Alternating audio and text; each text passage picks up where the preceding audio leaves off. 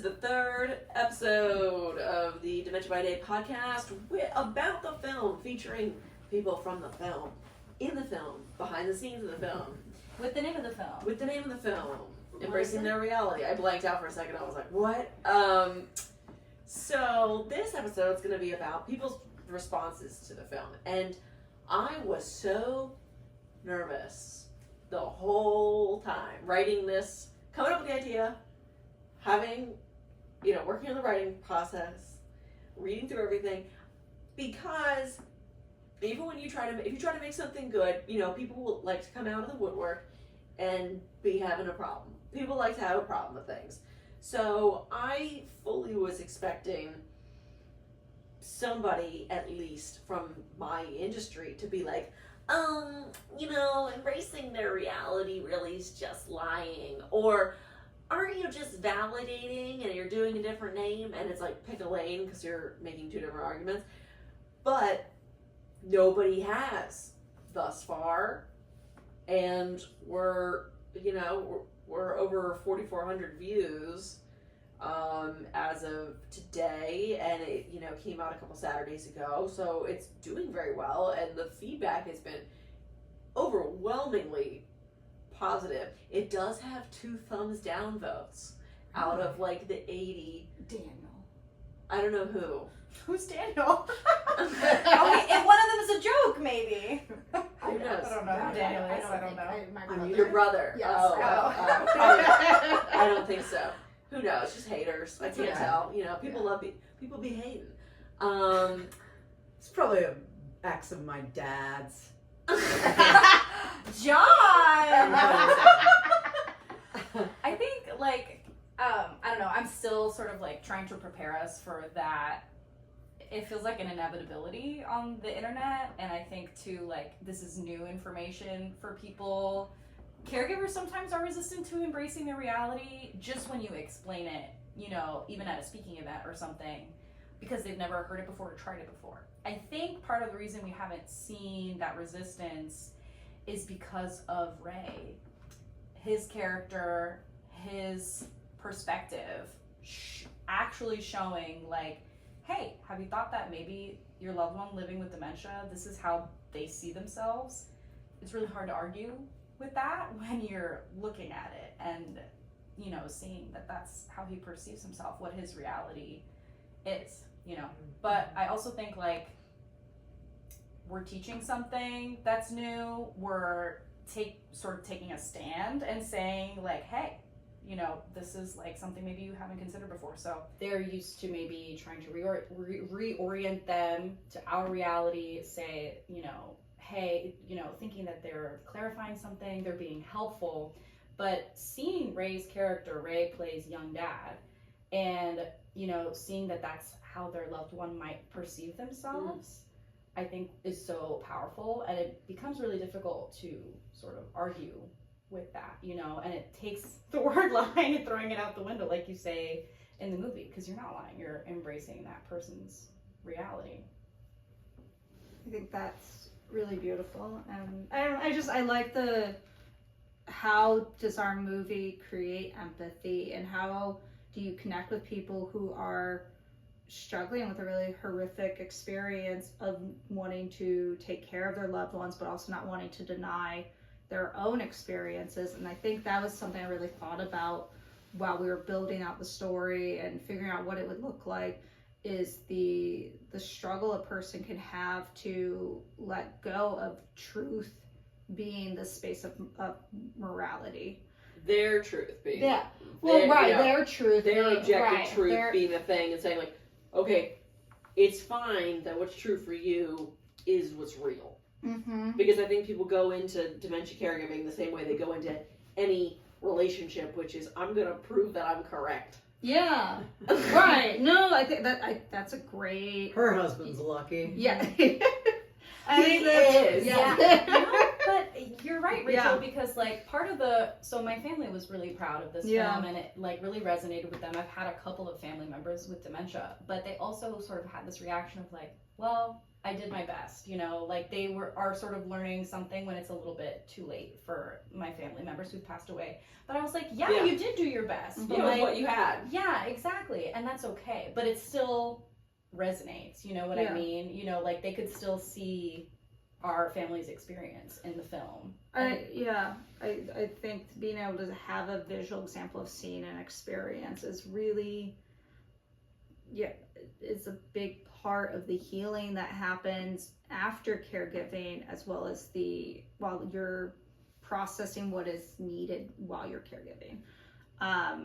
Both of my grandparents passed this spring, and my grandfather had early onset dementia, and my grandmother was a caregiver for, I think, the last 15 years of his life or so. And I know for me, hearing my family's feedback on this, you know, coming out a few months after their passing, and while they've been transitioning from a caregiving space into a how do we care for ourselves now space, and seeing some of the tools that you've presented that they've utilized, and also just being able to see themselves in a role of like, oh, this was me doing my best too, really was impactful, and not in an instruction manual way, but just having that representation of self.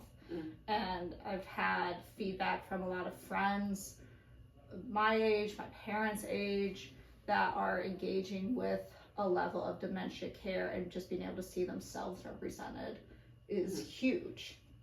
And it's, you know, it was an emotional experience for me making it, and being able to connect to both my grandmother and my grandfather as caregiver and receiving care.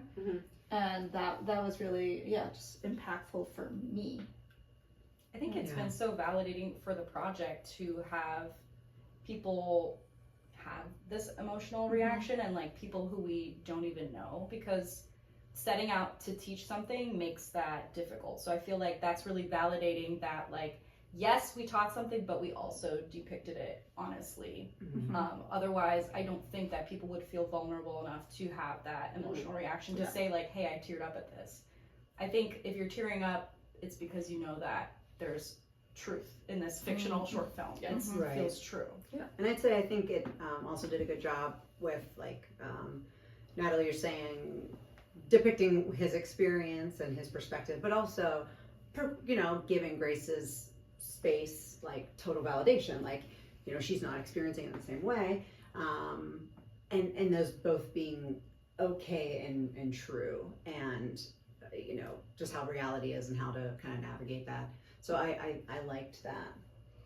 That's what it was. So it couldn't be me, right? Like, it was like, are you in the movie? And it's like, no, I can't really be me in the movie, because I can't be this like, yes, we do know each other in real life, but like in this movie, like, would you really happen to like know somebody who's an expert in dementia care and like have invented this trademark? No, word? Well, I do in real life. Right. Yeah, Well, do in but real life, I but, like, also so I maybe think it's weird. everybody knows somebody who is caring for a loved one, and maybe it's not even dementia, but they're caring for a loved one that has a visible like need or a non-visible need. And how do you exist in that space of self when you're just having to give all the time and wanting to lean on your community? And that's where I think we went from what is an educational support center to Grace is reaching out to her friend for community support, and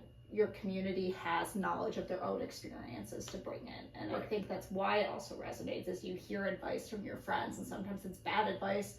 And this situation, we need good advice. That was the hard part. Was like, how do we make sure this person seems like credible, but also is not me, you know? And that was, I mean, like we said, we were even editing a couple words here and there, like at the table when we were getting ready to film. Like, ooh, maybe say it this way.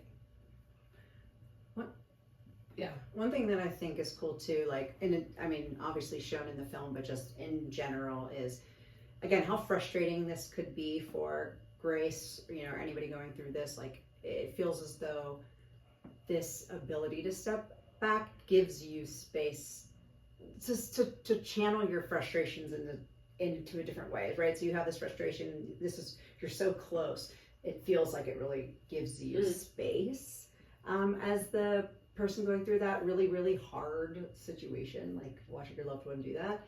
And I just think that's really a gift to yourself. It's a gift to your loved one. It's a gift to yourself. Emma, I was going to call you Grace, and then Lydia, and Emily.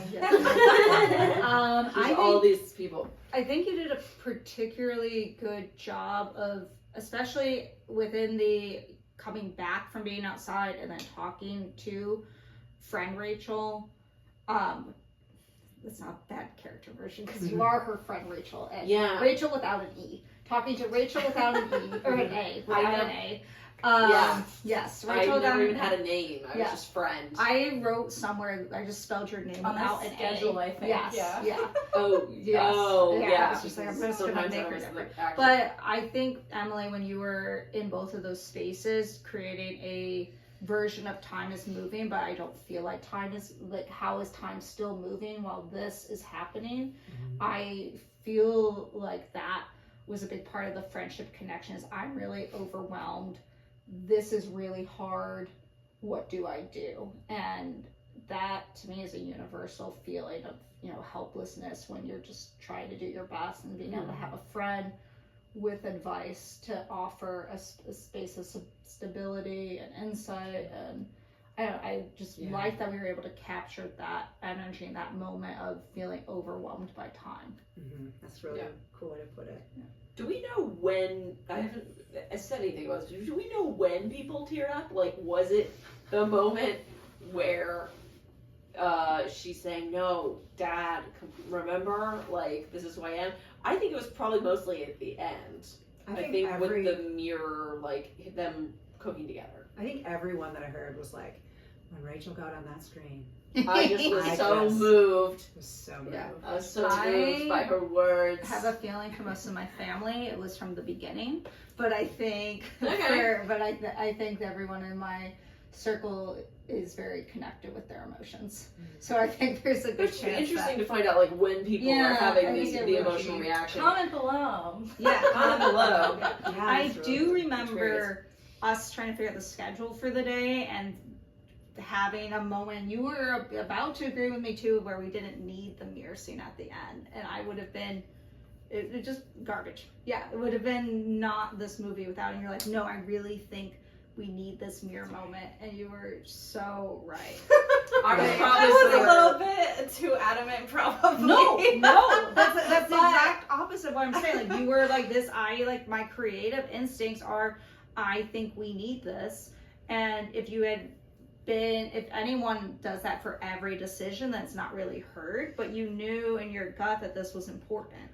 And I think that's good collaborations when you hear someone with a really strong instinct that you find a way to trust that. And I'm so glad that we did. And I totally agree. And I think too, like, it was the end of the day. Everybody was tired. It was a tough shot to get.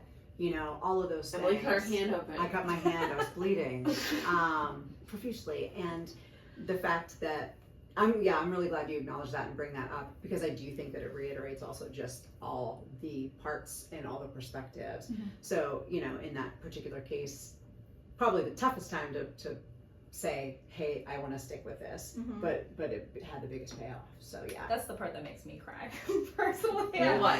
The mirror, the very last shot in the mirror. Works That's out what makes me cry every time. I feel like, I see, it's like a little bit of emotion when I see the movie, but I'm so, like, in the project that it's hard for me to even divorce myself from it. I think it's made me have more empathy for my loved ones, of just wondering, like, how have they been perceiving themselves as they age? How will I perceive myself as time moves forward? And some of that, I think, can be dementia, but I also have, like, loved ones that are in their 60s and 70s. You're like, I feel like I just turned 30. Yeah. That's always what I hear. Right. Like, you do. I don't think you feel like being, like, even if you're 90, and your body doesn't feel the way it felt when you were 25. But, in your head, you're like, I'm still me. And then people start to treat you differently. Rachel, you mentioned that you feel sort of removed, but, you know, do you have a favorite comment that you've gotten? You know, my dad said I teared up. My dad said I teared up because I thought about my dad. Because at the end of my grandpa's life, he had some cognitive impairment, like right at the telltale end. And fortunately, you know, my parents have been trained in dementia care, so I think, you know, he wasn't like, he didn't correct him or anything, but he was shocked when my grandpa was like, oh, have you lived around here for a long time? Like, clearly at that moment had the timeline confusion, was not sure where my dad was on his, you know, timeline. But I am so, like, you know, I expected that my grandpa would have trouble placing me, and so it didn't bother me when he was like, who are you, or, you know, these kinds of things. Like, so in some ways I feel like I just talk about this stuff so much that it's almost, it's my life. Like, it's what are we doing? I feel like we're working on this project so much. One thing that we really struggled with the final pieces was the music. Oh my god, the music. I had a great experience of collaboration. Yes. And I think initially I had this vision of this kind of like more, that the world of Ray, the world of young dad, had a little more urgency and pacing, and thought that like the music would really drive these two different realities.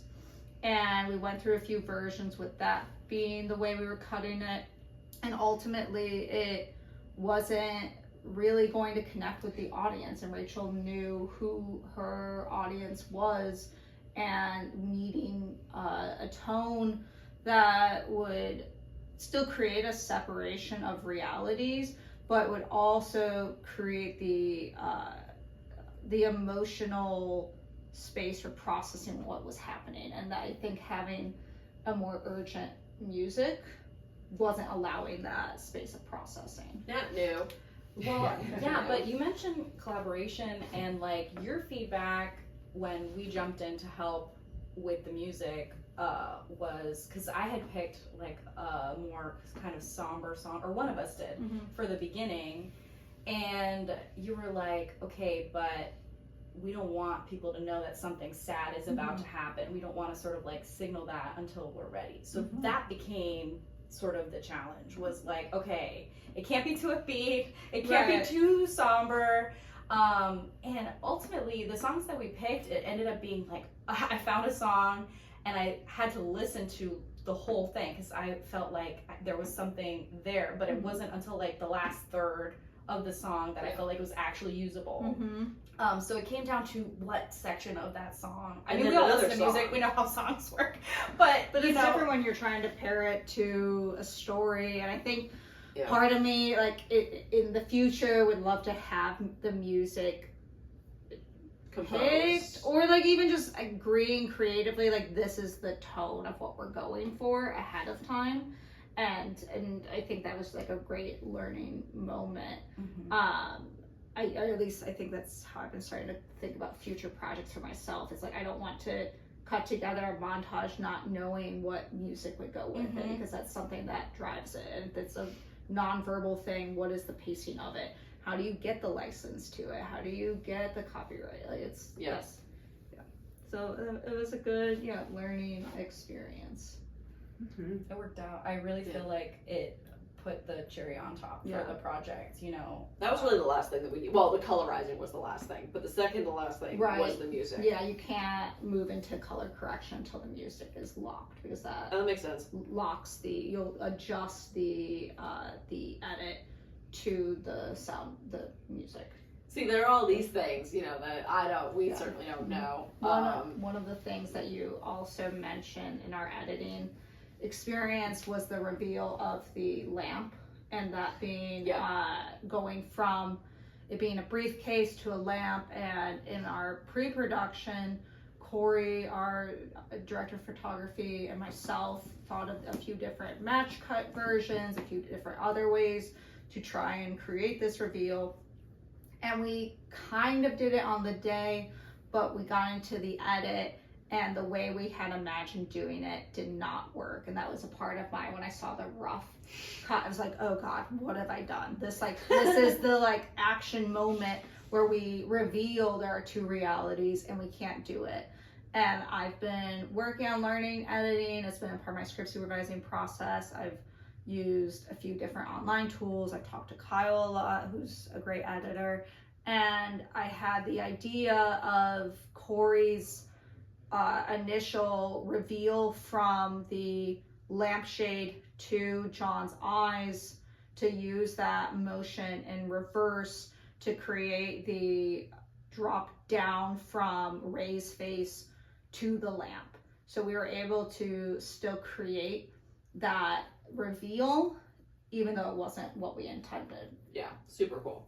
I think we forgot to mention too the fog machine. Yeah. The second we started talking about the project, Corey was like, fog machine. And I was like, what? And he's like, fog machine. Yes. I've got a fog machine. I'm like, Yeah. oh, okay. And man, Lucas had a fog machine. Lucas had the fog machine. Yes, yeah. That fog machine, really did make fog. Yes. It really did. The downstairs was very foggy. Yes, might even be too foggy. At one point it got too foggy, Yes, but there was like... but that was my own. Learning. People like on the floor, like Yes. fanning this fog. And I mean, Yeah. it's crazy like how many things are happening behind Yes. the camera, and literally how many people are just standing Sure. like 2 feet away at any given time. The effect of the fog was so powerful. I mean, you can't tell that it's fog, Yes. but you like when Haze. I see. Yes, exactly. Yeah. Those Yeah. hazy moments. Yes. If I wasn't there, I would never have known that we There was a were whole fanning.